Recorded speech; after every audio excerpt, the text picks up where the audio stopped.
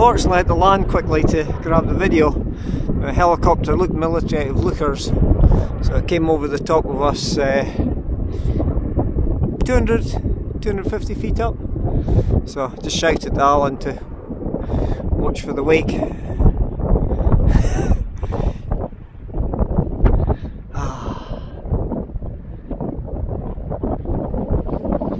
Gone backwards to Christmas! Hello, Dell! You across from Utah? You across from Utah, are you? Chicken flapping. Now, please note, this is not what to do. Alan knows that. We're just playing about for the camera. Definitely do not do this at home. So the warning sign here is when we hear the rustle of the trees. That's a good indication it's too strong top end. It's really mellowed out. We're up the coast earlier on a whole bunch. Rod, one of the local bobbies, Alan, myself, folks are all signed off for there. So we're flying one of the coastal sites.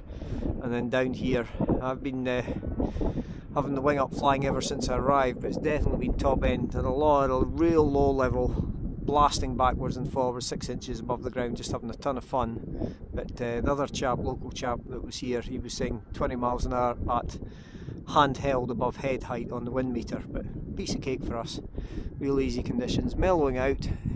Tracy gone down to get the radios, and hopefully in another 15-20 minutes, half an hour, whatever, once it's stabilised, she'll get up. She'll get some nice soaring flights, plus we've got the vehicles for retrieve drive.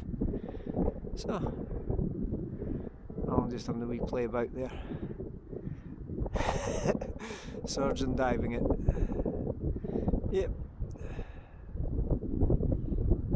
Now see if I can drag this down for better exposure. There we go.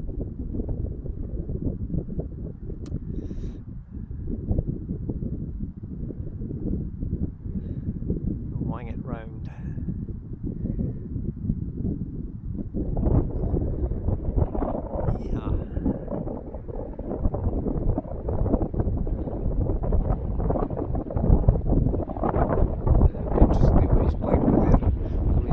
Backwards. Is he? I'm not sure. Yes.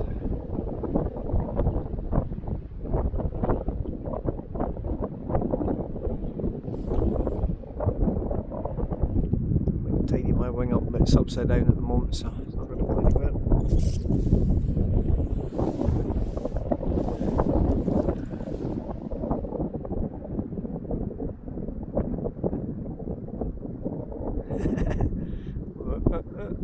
Surging it.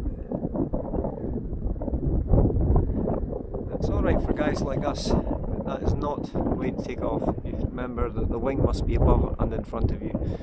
We've got the judgment we can get away with things like that, but it doesn't mean it's good practice. So as we hammer at the students, sometimes we'll just be having some fun. Same as grabbing the risers, stuff like that, shifting around. So you might practice something for safety reasons that aren't immediately apparent, say simulating coming in backwards, negative ground speed, high wind situations.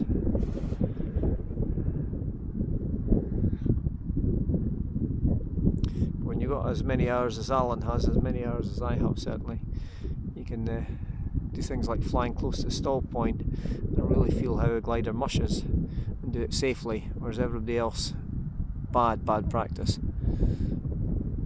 We don't fixate on these things.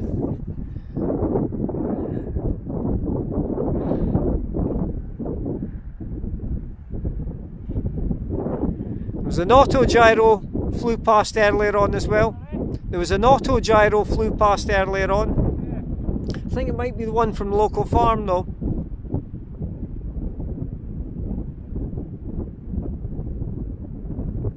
Yeehaw!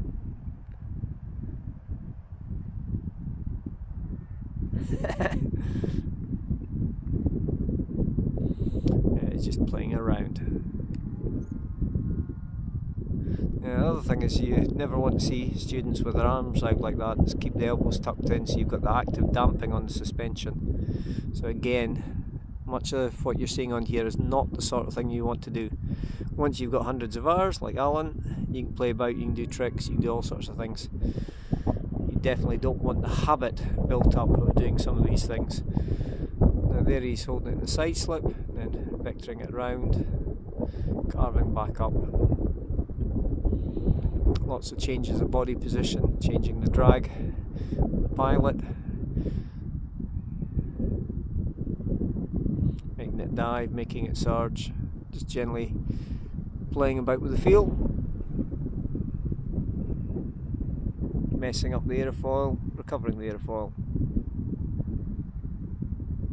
Again, side slipping it, so it's left brake, right lean, using the wing to tiptoe up, vertically up and back. So that's real deep on the brakes, messing it up, surging it, and touch. Rock and roll. So once again, just remember, these are not the sort of things we're encouraging folks to do. This is just experienced pilots playing about, arsing about if you like, but playing about, pushing the limits of the wing.